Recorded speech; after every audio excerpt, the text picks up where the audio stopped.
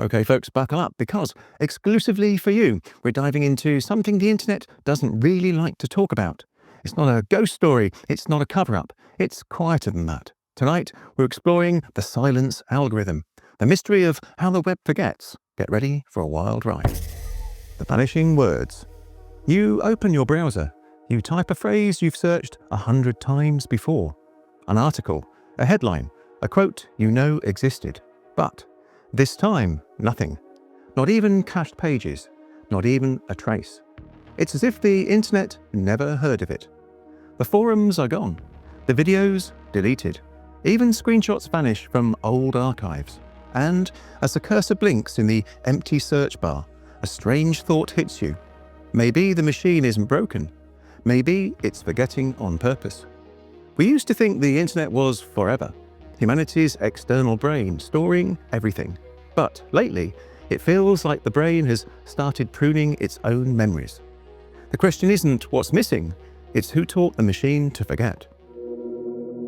Okay, creepy start, right?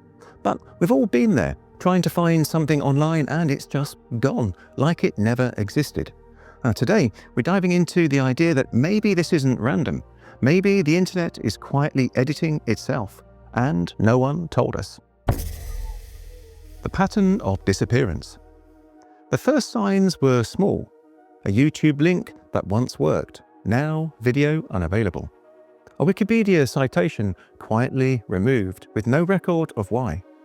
Blog posts redirected to generic landing pages. A few missing files here and there until it started feeling coordinated. People called it link rot at first, natural decay.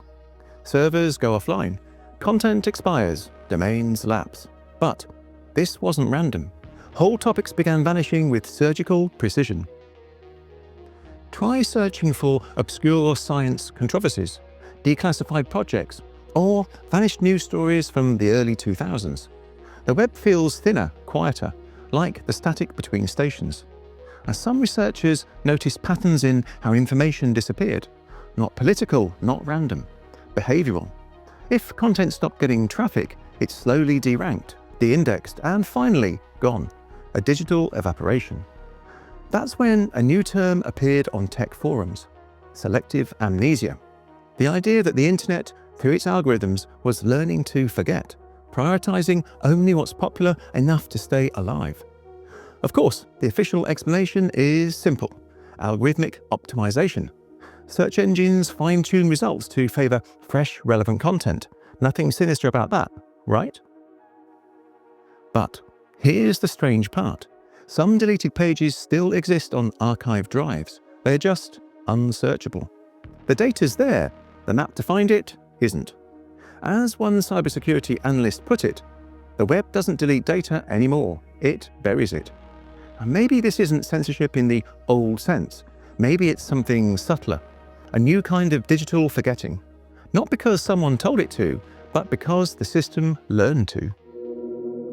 So basically, it's like digital Darwinism. The content that doesn't get clicks just dies. And which is kind of poetic, if not a little bit terrifying. It's not Big Brother deleting history. It's the algorithm deciding what's worth remembering. Like Marie Kondo, but for the internet soul. The algorithm learns silence. In the early days of the web, search engines were like explorers, mapping the wilderness of information, indexing everything, no matter how strange or obscure. But then came machine learning. The map started learning which paths people actually walked. The idea was harmless enough. Prioritize relevance, reduce spam, hide misinformation. But the deeper these algorithms learned human behavior, the more they began to reshape the digital landscape itself. Every time you search, click, or scroll, you're training the system what to value, what to remember, and more importantly, what to forget. Behind every search result lies an unseen hierarchy, millions of hidden calculations ranking not just accuracy, but trustworthiness, user engagement, even emotional safety. A content that doesn't align with those metrics gets quietly deranked, then de-indexed. It's not deletion, it's disappearance through disinterest. What began as spam filtering slowly evolved into narrative correction. The system doesn't argue, it doesn't censor, it just makes unapproved ideas statistically invisible. One engineer once described it this way: when truth becomes statistically irrelevant, the algorithm deletes it, not out of malice, but out of math. And so the web learns silence, not through force, but feedback, not through fear, but optimization. Today's digital landscape doesn't just reflect human memory, it curates it. The algorithm doesn't need to lie to us, it simply decides what not to remind us of.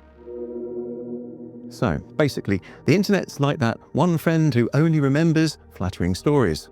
The rest, gone. It's not evil, it's efficient. We trained these systems to give us what we want, and surprise, surprise, they decided the awkward stuff just wasn't worth remembering. The feedback loop. Now here's where things get weird.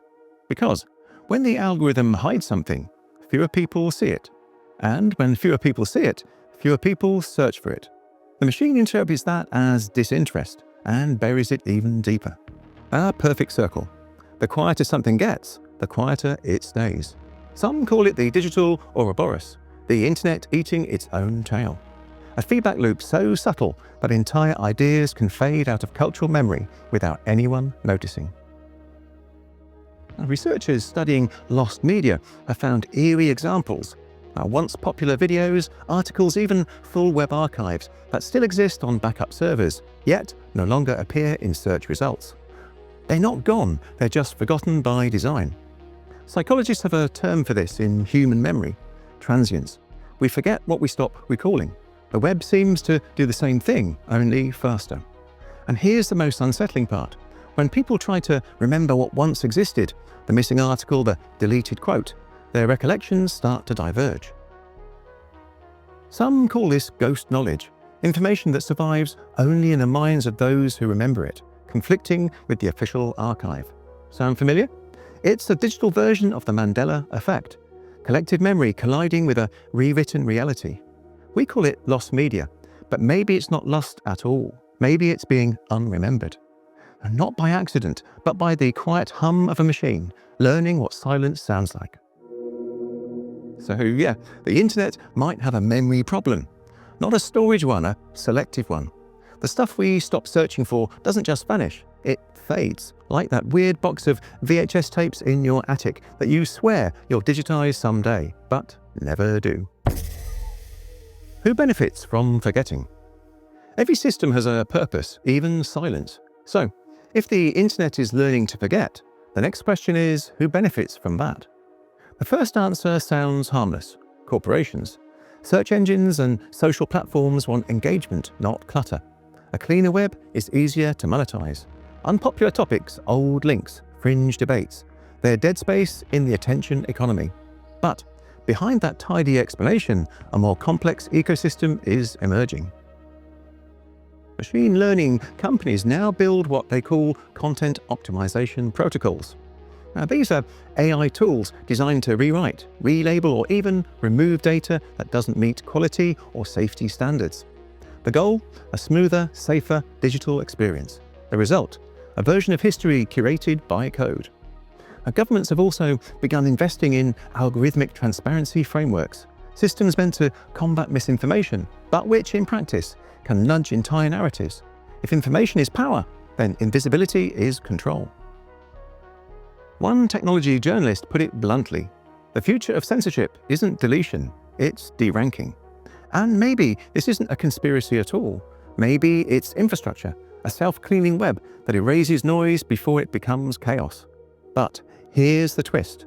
Some researchers warn that by automating memory, we risk automating forgetting. If the digital world mirrors our collective mind, then whoever curates that memory curates the future. Because the more efficient the silence becomes, the easier it is to mistake it for peace. So yeah, it's not that the internet's out to get us, it's just tidying up. But the weird part? The more it cleans, the less of reality we get to see. It's like your brain deciding to optimize itself by deleting your ex's name. Helpful? Sure. Healthy? Questionable. The internet that dreams of forgetting. Maybe the internet was never a library. Maybe it was a mirror. a reflection of our collective consciousness, blinking in binary. And now, after decades of endless growth, it's doing what all minds eventually do. It's pruning. Every vanished phrase, every missing page, every video quietly unlinked. These aren't errors. They're part of an evolutionary process. Think about it. Human memory thrives on forgetting. We discard the unnecessary so we can survive the present. Maybe the digital world is doing the same thing. A planetary brain streamlining its thoughts. Scientists studying data decay now talk about algorithmic entropy, the natural loss of information as systems optimize themselves. It's not malice, it's maintenance, but there's something poetic, maybe even unsettling about that.